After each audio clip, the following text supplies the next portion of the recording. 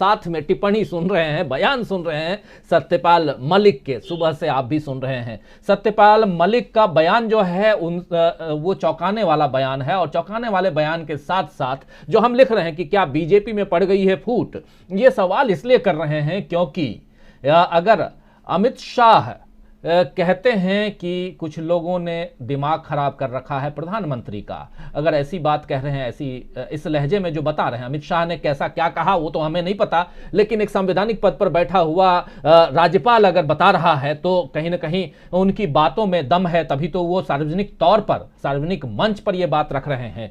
तो क्या कहेंगे एक तो इस बयान को लेकर के जो कुछ चल रहा है, दूसरी बात इसका कनेक्शन क्या उत्तर प्रदेश के चुनाव से है? उत्तर प्रदेश के चुनाव में खासकर जो चीजें चल रही हैं किसानों के आंदोलन से लेकर के, और अब पहले से ही शुरुआत में ही हम लोग देख रहे थे, सुन रहे थे कि योगी और मोदी के बीच में भी नहीं पट रही है, क्या ये भी वहां पटरी से उतरती हुई गाड़ी दिखाई दे रही है? जरा समझाइए। देखिए, प्रश्न के कई हिस्से हैं। सबसे पहले तो मैं आऊंगा कि सतपाल मलिक का जो बयान है, उस बयान को हम लोग नजरअंदाज नहीं कर सकते, जैसा दो वरिष्ठ साथियों ने भी कहा, और मैं उसी के ऊपर पहले प्रकाश डालूंगा कि वो बयान बिल्कुल सही है। क्यों उसको सही मानना चाहिए?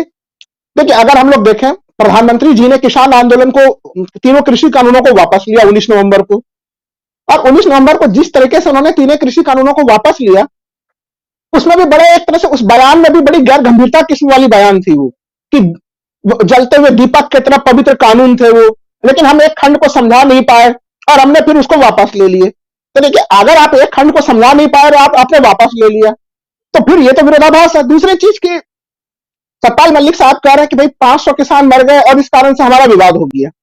ये विवाद राजीव जी बिल्कुल हुआ होगा, इसके भी कई सारे हम लोग को बाहर कारण दिखते हैं। आज किसान आंदोलन समाप्त हो चुका है, 700 से ज्यादा किसान शहीद हो गए। किसानों के शहीद का दर्जा दिया जाए, उनको जो है मुआवजा दिया जाए, इसके ऊपर भी आम सहमति बनने में बड़ी कठिनाई हुई। और हम लोगों ने आज तक संसद में प्रधानमंत्री जी के उस किसी प्रकार का कॉन्डोलेंस व्यक्त करते हुए नहीं देखा कि वो किसी तरह से कोई श्रद्धांजलि दे रहे हो शहीदों को।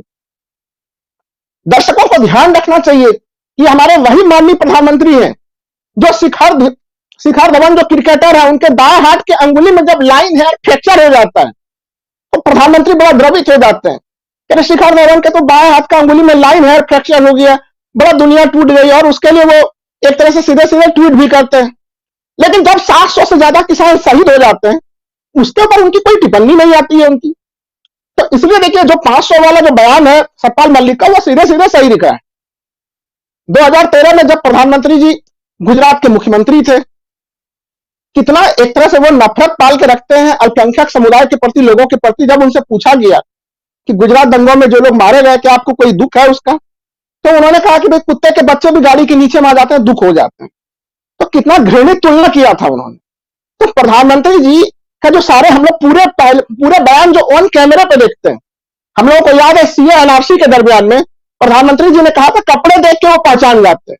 अरे आप कपड़े देख के पहचान जाते हैं तो आपने क्यों देश में तमाम खुफिया एजेंसियां रखी है? आपने, आप बंद कर दीजिए, रॉ को बंद कर दीजिए, आईबी को बंद कर दीजिए, आप कपड़े देख के ही पहचान लीजिए। तो उनके इस तरह से जो गैर गंभीर बयान है वो हम लोगों ने सदैव देखे हैं। इसलिए जो उनका स्टेटमेंट है सतपाल मलिक साहब का, जो फर्स्ट हिस्सा है उनका, वो तो प्रूफ है कि वो उनका फर्स्ट हिस्सा गारंटी के साथ सही है। अब है कि क्या कितने बीजेपी में कितने फ्रिक्शंस हैं। देखिए, जब उत्तर प्रदेश कोरोना के सेकंड लहर से उत्तर प्रदेश बाहर आया था, हम लोगों ने देखा था कि उसमें दिल्ली दरबार और एक तरह से लखनऊ दरबार में किस तरह से ठन गई थी। तो योगी और मोदी के बीच में खाई है, इसमें कहीं कोई शक वाली बात नहीं है। AK शर्मा बिल्कुल जो है कि पहली बार गए वहां पे मुख्यमंत्री से मिलने के लिए, मुख्यमंत्री ने एक तरह से उनको मिलने का समय भी नहीं दिया। और जैसा कि अभी टंडन साहब ने बताया भी कि एक तरह से उनको लास्ट में 17वें नंबर का उपाध्यक्ष बना के छोड़ दिया गया। तो देखिए, यह राजनीति में बिल्कुल स्वाभाविक है। जब आपकी शक्तियां घटेंगी तो छत्र जो एक तरह से कहीं कहीं आवाज उठाते हैं। हमें यह भी नहीं भूलना चाहिए कि अब प्रधानमंत्री धीरे धीरे 75 वाले लाइन की तरफ पहुंचने जा रहे हैं। भारतीय जनता पार्टी ने खुद ही एक सीमा रेखा बना के रखा हुआ है कि 75 के बाद आपको सेवानिवृत्त हो जाना, हालांकि कुछ अपवाद भी रहे हैं। तो ऐसे स्थिति में प्रधानमंत्री मोदी जी के बाद कौन? क्या मोदी जी के बाद अमित शाह, या मोदी जी के बाद जो है कि योगी? ये एक तरह से रस्सा कस्सी की स्थिति है। जिस तरह के योगी को एक तरह से मुख्यमंत्री पद से प्रधानमंत्री जी हटाना चाहते थे, और आरएसएस के तमाम दबावों के बावजूद एक तरह से आरएसएस ने उनको मुख्यमंत्री पद पे बनाए रखा, तो स्पष्ट है कि एक तरह से वहां से भी कहीं कहीं अमित शाह को निराशा हाथ लगी होगी कि आप एक मुख्यमंत्री को भी नहीं बदलवा पा रहे हैं। दूसरी चीज जो और समझने वाली चीज है, किसान आंदोलन के बीच में राजीव जी और आप लोगों को भी ध्यान होगा कि कई बार अमित शाह ये संकेत दे रहे थे कि किसान आंदोलन, ये तीनों कृषि कानून वापस ले लिए जाने चाहिए। 2-3 बार इस तरह से इनडायरेक्ट संकेत आए, तो किसानों के आंदोलन को लेकर भी प्रधानमंत्री जी और अमित शाह के बीच में कुछ न कुछ मतभेद की खबरें हम लोग को एक तरह से सतही तौर पर भी वो दिख रहा था। तो स्पष्ट है कि जो कैमरे के सामने में अगर कुछ चीजें इतनी ज्यादा दिख रही है, तो ऑफ कैमरे तो स्थितियां खराब होंगी जो है। तो वो सारा का सारा दृष्टांत बिल्कुल स्पष्ट हो गया आज कि आज बीजेपी में कई सारे बीजेपी है, और वहां पे पावर पॉलिटिक्स के तहत एक दूसरे को होड़ देने की पूरी तरह से जो है कि वहां पे वर्चस्व की लड़ाई छिड़ चुकी है। और मोदी जी के बाद कौन होगा प्रधानमंत्री, आखिर उसके बाद दावेदारी किसकी होगी, वो राजनीति यहां पे काफी जबरदस्त ढंग से चल रही है। और प्रधानमंत्री जी के गैर गंभीर बयानों को देखिए, उनके चूंकि जो उनके बयान होते हैं, जो काफी घृणा फैलाने वाले बयान होते हैं, वो पश्चिम बंगाल के चुनाव में हम लोगों ने देखा कि एक महिला मुख्यमंत्री, जो ममता बनर्जी एक महिला मुख्यमंत्री है, आप ऐसे तो कहते हैं कि बेटी बचाओ बेटी पढ़ाओ, आज तक हमें समझ में नहीं आया कि जब आप नामांकन पत्र दाखिल करता है राजीव जी, तो उसके बाद चुनाव आयोग की सारी जिम्मेवारी होती है, सारे फुटेज जो है कि वो जारी किए जाते हैं। आखिर उस दिन ममता बनर्जी के पैर में चोट कैसे लगी, वो फुटेज क्यों नहीं जारी हुआ चुनाव आयोग की तरफ से, आपने क्या प्रयास किए थे उस समय? और दीदी जैसे नारे, इस तरह के भद्दे नारे आप कैसे लगा रहे थे? आपने दिल्ली के चुनाव में, हमें अभी भी याद है कि आप कहते थे कि हम तो नसीब वाले हैं, तेल के दाम हमारे शो में देखिए ऑटोमेटिक अंतरराष्ट्रीय मूल्य में तेल की दामें घट गई, अभी तेल के दाम बढ़े हुए हैं, तो फिर आप कहिए कि मैं बदनसीब हूं।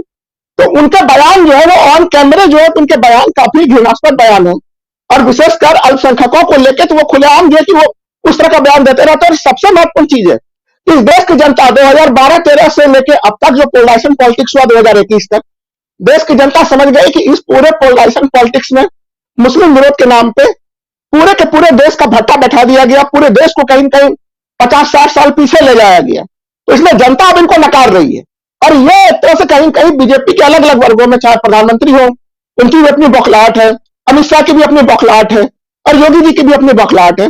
वो सबों का बौखलाहट हम लोगों को यहाँ पे क्लियरली नजर आ रहा है कि कहीं सत्ता जाने वाली है, तो फिर उसके बाद अगला कौन आएगा। ये बौखलाहट वाले सारे स्टेटमेंट सतपाल मलिक के बयान से स्पष्ट हो रहा है राजीव जी।